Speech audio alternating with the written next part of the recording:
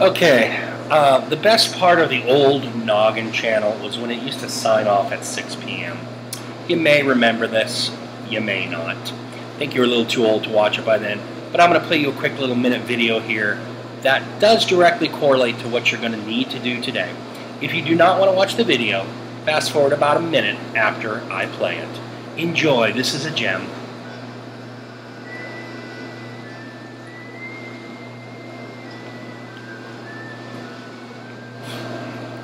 Say goodbye to the trees and bees. Say goodbye to the hole with the ants in the mold. We're gonna leave our paints. Oh yeah. Set them out to dry. Oh yeah. Put our pencils down and wave goodbye. Let's do it. We'll wave goodbye to the number 10. Say goodbye to all the numbers and then we'll say so long to A through Z. Kick it, Moose. Time when you come with me. Kick it, kick it, kick it. It was a fun day. A fun day. Now it's a Done day. It's time to say goodbye. It was great. We can't wait till once again we all say hi. But for now we'll say goodbye. We must be on our way. On our way, we will shout. I use my noggin today. I use my noggin today. Moose A, Moose, and Blue. No finer friends will you find. Hey-oh. All right, here we go. You're going to use your noggin today. Batten down the hatches. It's on. Oh, I'm going to fire up. I'm going to fire up the special engines in the lab, and we're going. There they go. Here we go. All right. Look at these two ugly animals. Do them. Pause the video, all that kind of stuff. Come back to me. Okay, here we are. Let's check these out. These are examples employing both adjective and adverb clauses. What do we got? Well, I'm going to tell you the first thing we got. The first thing we got is this big old prepositional phrase, which we can choose to keep or get rid of. Okay? Right? Is that right? What? No. No, Mr. Ayers, we can't do that. Well, why can't we? Well, because, Mr. Ayers, the prepositional phrase ends in 1978. So actually, this section is the subject for this. Okay, that's your independent clause, and your adjective clause is that. Don't think I won't mess with you on these videos either. Okay, next one. Holy cow! Is that a comma? Right here. Yeah, it's a comma. Abruzzo and Anderson had been forced. That's a subject verb, although that is a subordinate conjunction, bam, adverb clause. And once you know all that mess is an adverb clause, it's real easy like to see your whatever other clause we call that thing. What do we call that?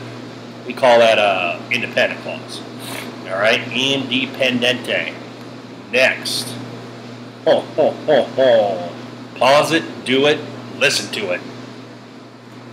Okay, I'm back. Take a deep breath.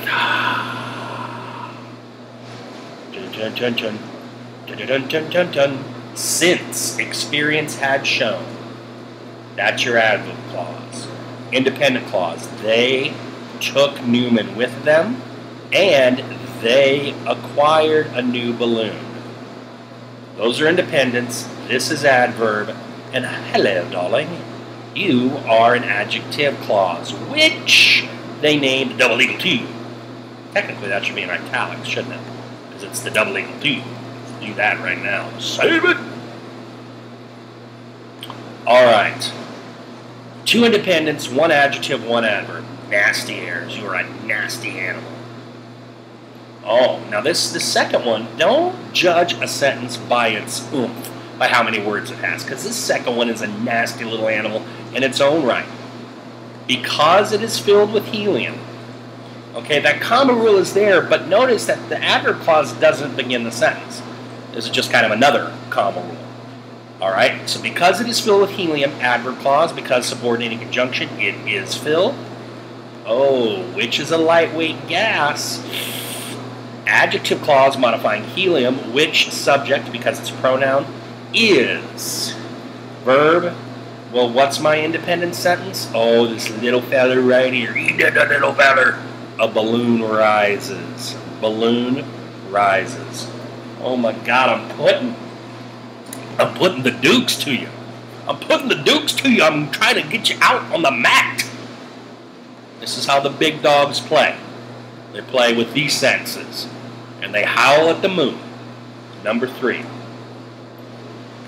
If a balloon loses altitude, balloon loses, comma rule, right there, comma, balloon loses, if subordinate conjunction, bang, adverb clause. The crew moves it upward by discarding ballast, independent clause. When it gains too much altitude, ooh, adjective or adverb? Well, it's not really talking about place or time, so it's got to be an adverb. When it gains too much altitude. When, subordinate conjunction, it gains. And finally, they lower it by releasing some of the gas. They lower. Independent. So you got two independents here, right here, they lower, and the crew moves it. And then if a balloon, right there, that's adverb, and when it gains too much altitude, that's adverb. Wow! Next, so that they can take advantage of favorable winds, so that subordinating conjunction they can't take. Subject verb, that is your adverb clause, and aeronauts must know meteorology. Next, as you can see, I have many, many slides. I'm going to have to break this up in a two-parter. Helium makes you speak oddly. Oh, that's silly airs. Double eagle 2. That should be italicized. Bang! Save it. Oh, and there it is again. Hold on. Sorry, guys. Bang! Save it. Okay, these look a little easier. I think you just went over a rough patch. Here we go. As the pilots were eager to point out, as subordinated conjunction, pilots were, yeah. Comma rule, adverb clause. What else do we got? Double Eagle 2 was flown across the Atlantic. Double Eagle 2 was flown. Independent clause, semicolon. That always tells you about independent clauses. Remind me to mention it. I'm not going to get into it here, but remind me to mention it in class if you want to know, or ask me about it on Twitter. It did not just drift across another independent clause. So we got independent clause, subordinate clause, the adverb clause right there. Which was shaped like a boat. I say to you that is an adjective clause. That measured only 6 by 8 feet. That measured, it's modifying cockpit, so that too has to be an adjective clause, which leaves us with the gondola had an open cockpit as our independent clause. If you feel like you're getting gut punched right around now, like, my God, Ayers, I can't handle this. That's okay. That's okay. I threw you to the piranhas on this one. These are tough sentences. If you feel you're getting it, ooh, baby, you are ready.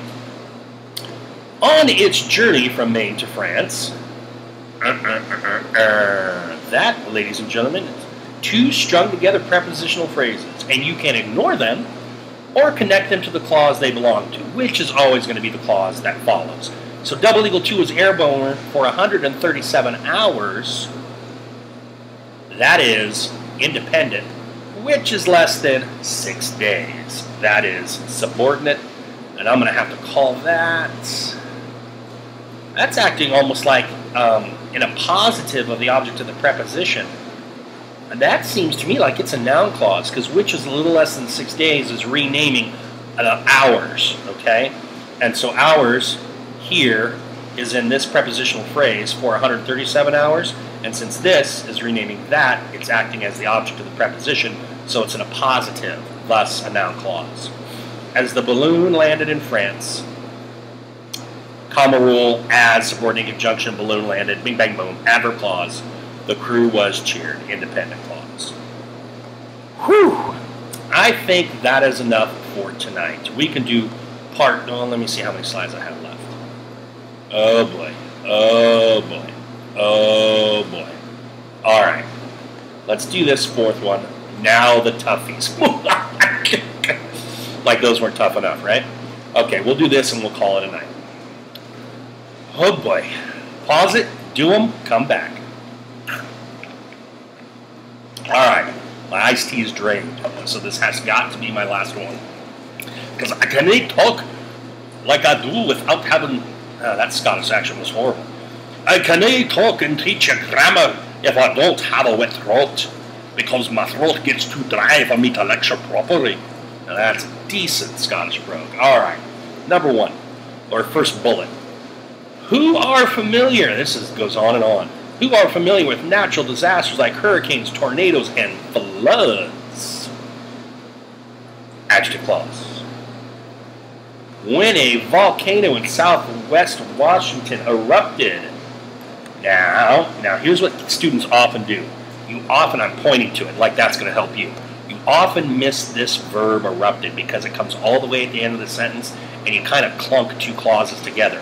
Like your independent clause, Americans learned about a less common kind, that's your independent. And I bet some of you might have lumped this clause right in there with it, okay? But in actuality, that is an adverb clause when a volcano erupted, all right?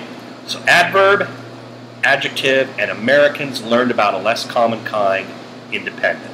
It's clicking, I know it is. On May 18th, 1980, Mount St. Helens, a volcanic mountain in the Cascade Range, literally blew its top. Well, this is a tricky double.